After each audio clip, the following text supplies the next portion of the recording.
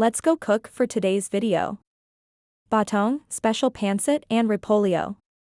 Dahil ito lang ang ating budget for today's meal, at dahil na rin ay nagtitipid tayo, kaya 5 peso lang ang ating ginastos dito. Dahil yung mga gulay ay galing sa ating farm at ang iba naman ay ibinigay ng kapitbahay. So let's go cooking! Oil in the kawali! Ang hirap talaga nito na wala tayong video. Tayo lang mag-isa. Let's go! Pepper in the kawali! Mekos amigo! Lutuin muna natin ng konti yung pepper at sal. Itlagay naman natin itong sitaw. Chop-chopin nyo ng ganyan kaliit para madali lang siyang maluto. Okay, let's go. Come on, mekos amigo. At ayan na nga, ay nagmimekos-mekos na tayo. Ayan na. Wala pala yung ilaw, kaya pala madilim. Gaya ng pagtingin niya sa'yo, nagdidilim na rin. Wow! It's good for 2 lang ang ating lulutuin dahil hindi naman tayo nag-imbita ng madaming kakain. Ayan, special pancit. Let's eat pancit.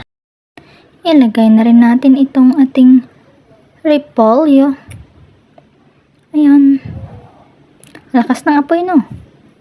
Ganyan kalakas umapoy yung aming mga panggatong dene. At ayan na nga, ay nagmimekos-mekos na tayo ng ating specialty. Iba talaga tayo magluto kapag wala tayong maisip na lutuin. Ay kung ano-ano naisip natin. Ayan, lalagyan natin ng 2 basong tubig. 1 basong tubig. Ilagay na. Baka masunog pa ang ating niluluto.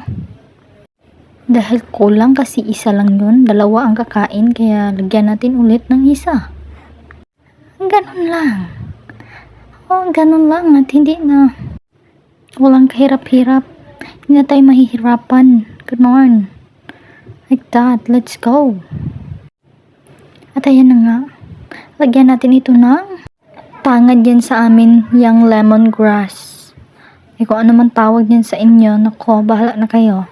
Basta lagyan natin yan para mabango at masarap ang ating ulam. Ulam na namin yan.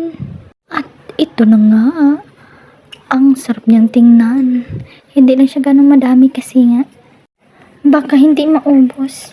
Gabi na rin kasi. Masasayang lang yan. Okay lang kung umaga niluto. Kaso gabi niluto eh.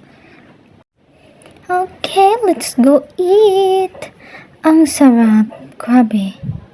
Napakasarap ito. Murang-mura lang. 5 pesos lang ginastos ko dito. Arat na, eating.